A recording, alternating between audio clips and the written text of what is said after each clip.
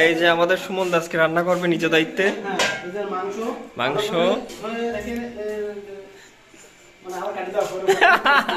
না না বলো, না বলো, তুমি বলো। মাংসগুলো ধুয়ে রাখা। হ্যাঁ হ্যাঁ, ধুয়ে রাখা। এখন আমি খালি খোলাই হ্যাঁ, জিরাটা ভেজে নেব। আচ্ছা। দাদা কি দিচ্ছেন? আরে ফুড ব্লগাররা এটুকু তো বলবে দাদা। কি দিচ্ছেন দাদা? এটা দিচ্ছি জিরে। কি শুধু জিরে নাকি আর কিছু আছে? না, শুধু জিরা। কি প্রসেসটা কি?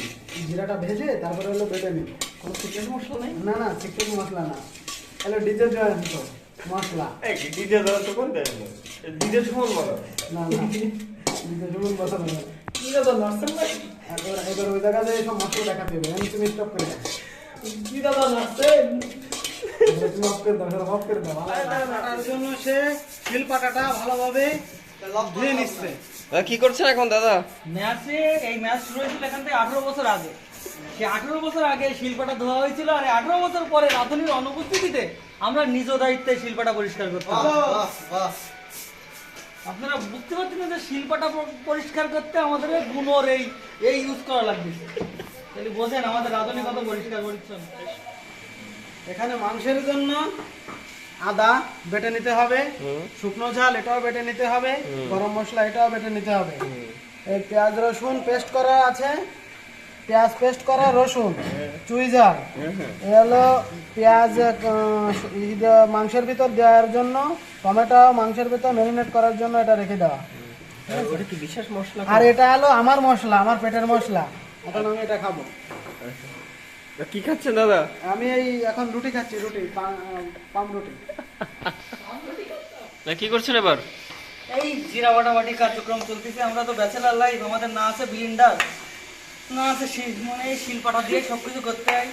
আর তার মধ্যে আমাদের রাধুনি শিলপাটার পরে মনে বসে বসে এমন ঘষেছে, তো ধারের চিহ্ন বলে কিছু নাই। শিল পাটাও দেখাবে। এবার কি দাদা? এবার আদা বাটা হচ্ছে, শিল নোড়া দুইটাতে কোনোটাতে ধার নাই। মানে এতটা মনে করেন, মানে কি বলবো, মসৃণ হয়ে গেছে যে যা ভাষায় বলা যায় না। এর থেকে যদি আমি নিচে ফ্লোরে করতাম তাও মনে হয় আমার একটু ভালো হতো। এক একজনের একটু বসলি আদা ফেসে যেত। যাই হোক, টার্গেট আজকের খুব একটা সুস্বাদু মুরগি রান্না করা। সামনে ফালি ফালি করে কি কেটে রেখেছেন? এগুলা এটা কোনটা? লাল লাল টমেটো। এটা লাল লাল। লালটা কি? লালটা টাইগার টমেটো। আর লম্বা লম্বা? না, এটা হলো বৌদির দোকানের টমেটো, আর এটা হলো দাদার দোকানের টমেটো। আর লম্বা লম্বা ওটা কি? লম্বা লম্বা এটা খুলনার বিখ্যাত চুই ঝালের ডাল।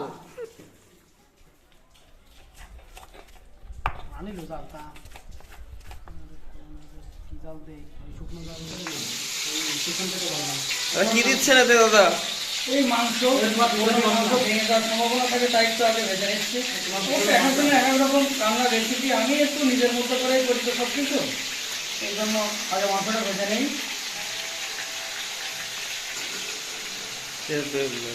এত সুন্দর মাংস পরিষ্কার করেছে আমাদের অনিরুদ্ধ পান্ডে, তাকে অসংখ্য ধন্যবাদ।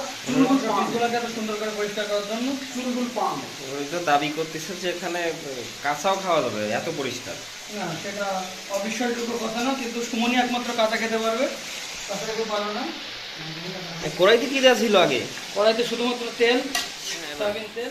এখন আমাদের নেক্সট হলো আলু ভাজি, যেটা ঝোলের মধ্যে দিলে গলে যায়, কিন্তু তারপরে আলুটা আগে একটু ভাজি করে নিচ্ছি, যাতে করে আলুটা একটু আলাদা করে থাকে, ভেঙে না যায়। আগের মাংসগুলো কোথায় গেল? হ্যাঁ, আগের মাংসগুলো ভেজে এই যে তুলে রাখছি, নিচে রেখে দিয়েছি। আচ্ছা। আর এখন এই আলুগুলোকে একটু সামান্য ভেজে ভাজি করে নিব। এটা তো মনে হচ্ছে সিদ্ধ হচ্ছে আলু। না, এটাতে একটু মাংসর জল থেকে গেছে, যেটা আমি একটুক্ষণ আঁচে রাখলে জলটা টেনে যাবে, শুধু তেলটা উপরে ভেসে উঠবে। ওকে। দাদা কি দিচ্ছেন এখন? এখন এই যে মশলা বানানোর চেষ্টা, প্রথমে তো সয়াবিন তেল দিলাম, সেখানে একটু তেজপাতা, দু চারটা তেজপাতা এভাবে ছিঁড়ে দিয়ে দিচ্ছি, সাথে দারচিনি,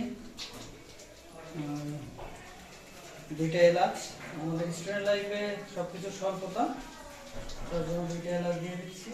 এটাকে একটু হালকা তেলের উপরে নাড়াচাড়া করে এটা আমরা নেক্সট যে জিনিসটা দিব সেটা হলো পেঁয়াজ। আচ্ছা, এখানে দিব আমরা এখন পেঁয়াজ।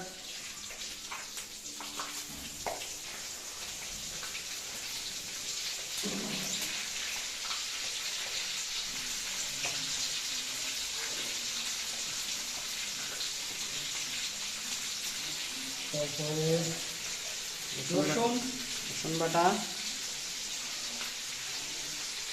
তারপরে এটা একটু আস্ত পেঁয়াজ ছিল আর কিছু পেঁয়াজ বাটা। জাস্ট গ্রেভিটাকে একটু ঘন করার জন্য পেঁয়াজের ব্যবহারটা একটু বেশি করি, তাছাড়া কিছুই না। অনেকের ভাষার মধ্যে পেঁয়াজ কোনো কিছু স্বাদ আনে না, তবে আমি আমার রান্নাতে একটু পেঁয়াজ বেশি ইউজ করি। সবচেয়ে বড় কথা মানে আমাদের রান্নার প্রসেসটা একটু আলাদা। অনেকে দেখলে হাসবে যে কীভাবে রান্না করতেছে, কোনো নিয়ম নাই, কানুন নাই, কখন কি মশলা দিচ্ছে। বাট আমরাই স্টুডেন্ট লাইফের রান্না শেখা তো, না কারোর কাছ থেকে শিখছি, না কেউ কখনো বলছে।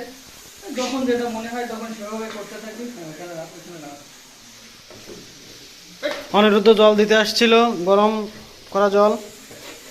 এবার এই মশলার মধ্যে আমি প্রথমত যে জিনিসটা দিব সেটা হলো লবণ। হলুদটা একটু বাদে দিব। এই যে লবণ, পরিমাণ মতো লবণ, পরিমাণ মতো লবণ দিচ্ছি। আবার পরে স্বাদ অনুযায়ী দেওয়া হবে। আপনাদের ডালের স্বাদ অনুযায়ী লবণ দেওয়া হবে। যে যার মতো স্বাদ অনুযায়ী লবণ দেবেন। এখানে আমাদের আছে জিরা বাটা, আদা বাটা, শুকনো ঝাল বাটা। আমি পেঁয়াজটা আর একটু হয়ে গেলে আমি এটার মধ্যে এগুলো দিয়ে দিব। একটু লালচে লালচে হয়ে গেল। তাদের কালারটা যখন একটু লালচে লালচে হয়ে যাবে তখন আমি এটার মধ্যে মশলাগুলো ইউজ করবো। এখান থেকে আমার আরও কিছু জিনিস দেওয়ার আছে, সেটা হলো এই যে আমি এখন মশলা দিয়ে দিচ্ছি এটার মধ্যে।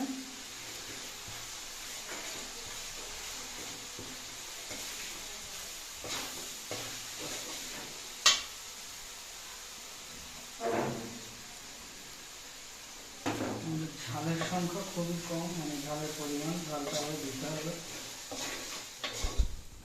এটাতে সব রকমের মশলা দিচ্ছি, আমি সামান্য একটু জল দিব যাতে করে জলটা মানে মশলাটা আরও সুন্দরভাবে মশলার ভিতরে পেঁয়াজ, টমেটো এগুলো মশলাটা ভালোভাবে কষানো হয়।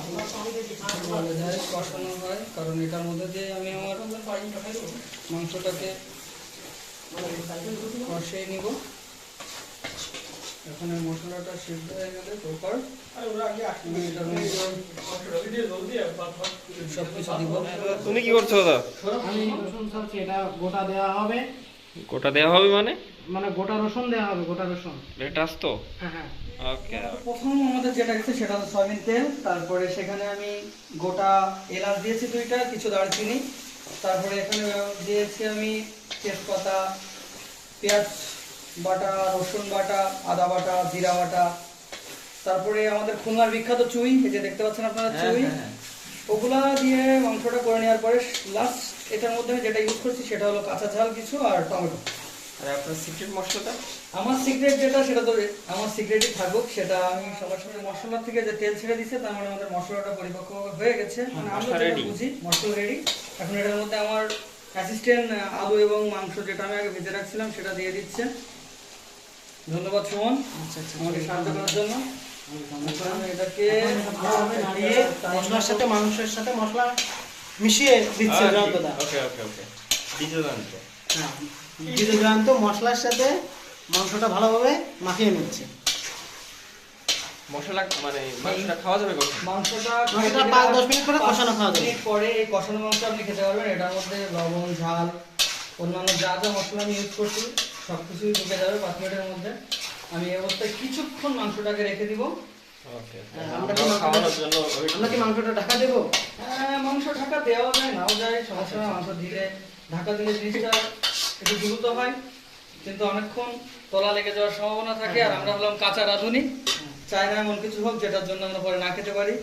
আমরা কষানো মাংস খাওয়ানোর জন্য ওয়েট করি। হ্যাঁ, মশলা যাচ্ছে জয়ন্তে। এখন যেটা নিয়ে একটু আগে আমার ক্যামেরাম্যান প্রশ্ন করছিল যে আমি এর মধ্যে আমার সিক্রেট মশলাটা কি ইউজ করছি কিনা, এই যে আমার সিক্রেট মশলা, যেটার মধ্যে মানে আমি অ্যাট লিস্ট যতগুলো আমার মাথায় আছে 15টা মশলার মধ্যে মিশ্রণ করা আছে।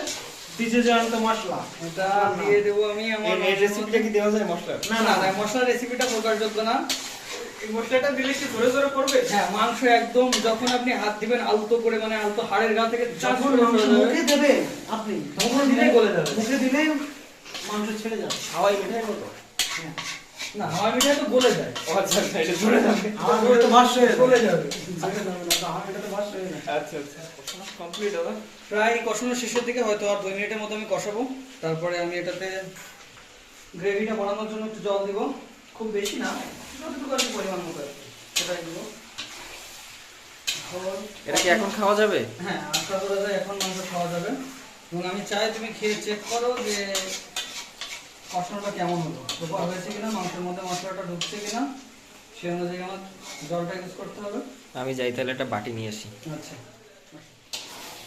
কি একখান দিলেন, সলিডটা খাবো না। এটা দিবো? দিয়ে এখন আমি এটা খেয়ে দেখছি কেমন লাগে। কি অবস্থা এখন বলেন? এখন এই যে জল দিয়েছি গ্রেভির জন্য, মোটামুটি উপরে যখন আমার তেলটা পরিপূর্ণরূপে ভাসবে, মানে ঝোলটা আর একটু কমে যাবে, তখন আমি এটা অফ করে দিব। তারপর 5-10 মিনিট রেখে পরিবেশন করবো। শেষের দিকে রান্না তাহলে কতক্ষণ লাগতে পারে আমাদের? আর 15 মিনিটের মতন। ওকে।